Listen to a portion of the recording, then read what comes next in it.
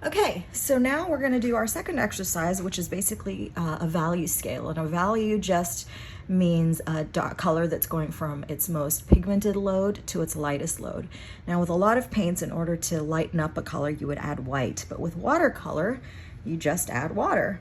As I said before, I like to start with the lighter color and then go to the darkest, because if you start with dark and try to lighten it up, you're going to be adding a lot of water and losing a lot of paint.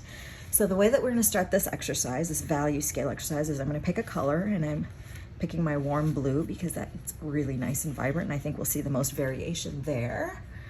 And on a little porcelain, I don't know what this is, little plate thing, I've got a couple of drops of water.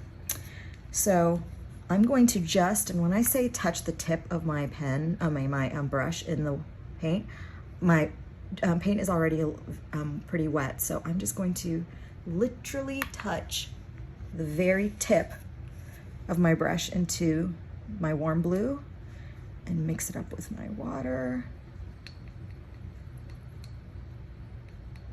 And I could probably even have gone lighter with that, so let me... This is going to be starting my lightest tone. So I'm going to start up here and create my blue. Then I'm going to go in and get a tiny touch again and add it, just a dab of paint. And okay, and another dab. Whoops, that's a lot. And it's fun to just see how many different colors you can get to before you get to your full, how many different values of blue you can get till you get to your full richest blue. So again, dab. And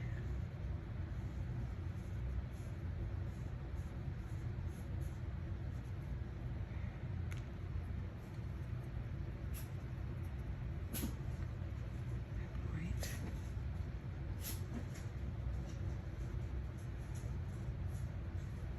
Paper is really important to you guys. This is watercolor paper.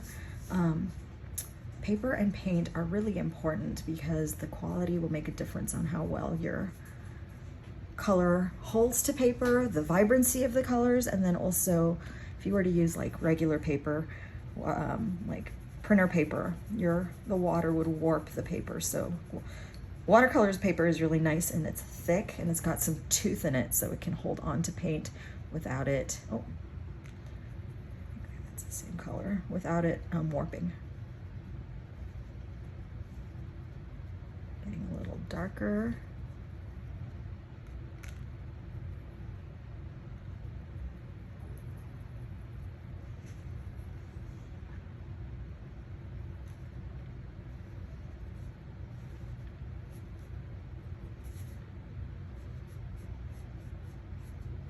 Sometimes you can mix on your paper too.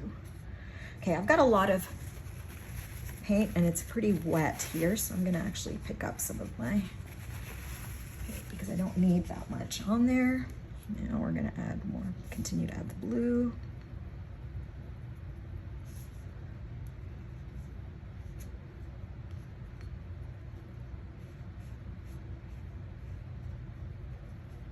Looks like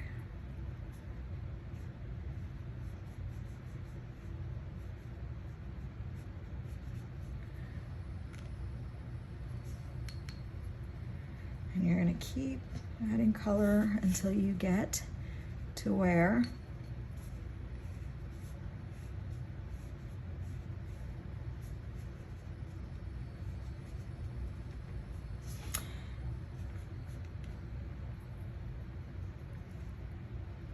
it's kind of starting to feel like the consistency of honey.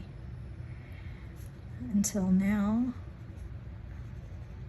basically it's very little water and mostly pigment. Here I would say it's like 90% water with a little bit of pigment. We're moving up to where it's mostly the paint pigment with just a little bit of water. And for my last one, I'm actually not even going to touch the water. I'm just going to go straight to the actual paint load. And this, I would say, is the full pigment.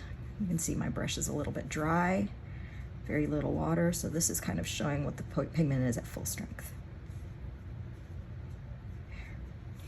And that is a value scale. If you look at that, that is so pretty. These are all the different colors you can make from just adding varying amounts of water. So that's a fun thing to play with. So if you want to, you can take your color palette and with each of your different colors, make a value scale. It's a lot harder to see with the yellows, but it's still super, super pretty. And in fact, if you wanted to make another color wheel and start with your, for example, this is the color that we use, it's an ultramarine blue. You could do your darkest colors on the outside or start with your lightest colors and move out towards your darkest colors. So you could go from light to dark on the outside if you wanted to make a really nice big wheel. But, ooh, so pretty. And let's do that with a little bit of my leftover. I'm gonna mix up all my orange here. And I'm going to take a clean paper towel and just wipe up my paint and start again. So a couple of drops of water.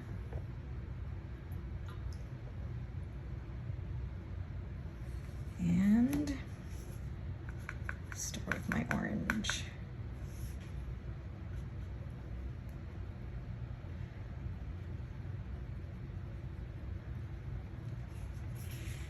Okay. Oh, I don't think my brush is fully clean. It's seeing a little bit of blue in there. It's okay.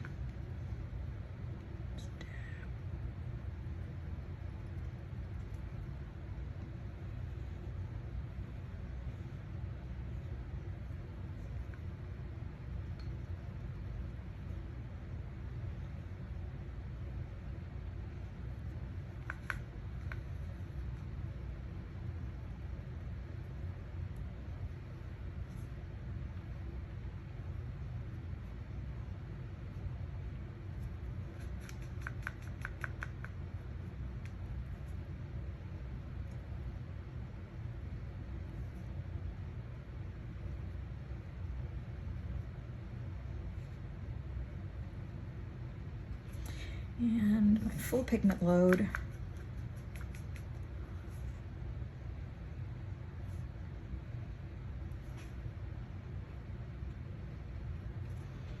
Could go around and play with all my other colors, but that is a value scale. And okay, I think that's it.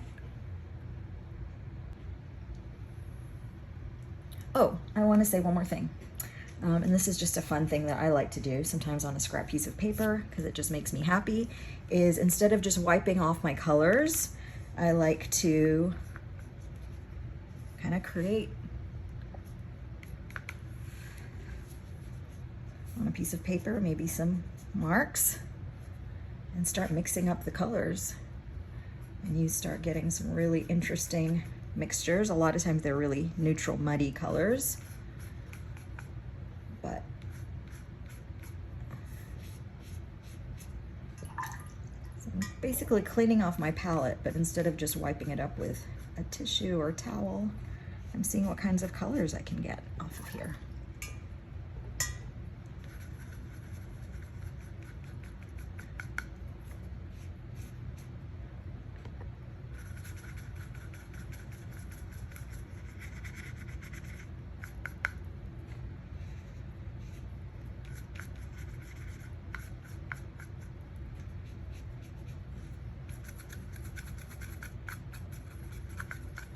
Mix it with my purple.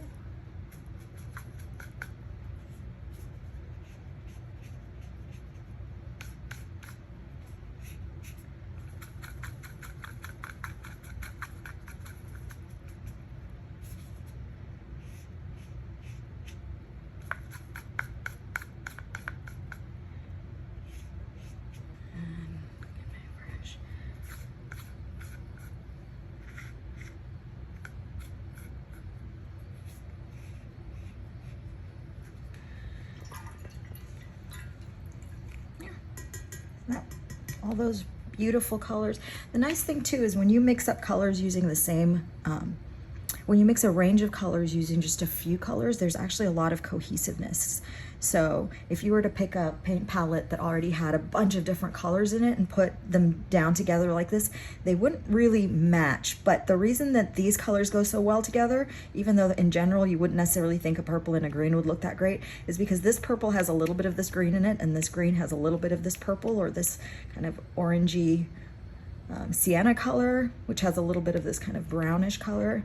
So I think that's a really, really pretty paint palette. And now I'm just gonna wipe clean, and I'm ready to go for my next painting. And again, like I said, if I wanted to, I could just drip water into each of these palettes and dab clean with a paper towel to get back to their original colors, but I usually don't do that between colors. I only did that with this one because I really wanted to get a color wheel that showed the most clean colors, but normally I don't really mind mixing up my colors a little bit because I like the variations. It's kind of the fun of watercolor, and also really helps me just kind of let go of some control.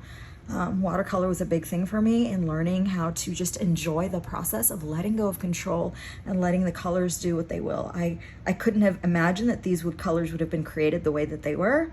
I mean, I really, really like this, and it's helped me just kind of let go of, sometimes it's when I really try to make things happen and I get really disappointed because I think that it needs to be a certain way or had this expectation. But one of the reasons I love color mixing with watercolor and mindfulness is it keeps me really present, and it just helps me appreciate happy accidents and the beauty of not being able to control everything. So anyway, there's my little mindfulness and thought for the day, and I will see you guys at class on Wednesday. Have a great week.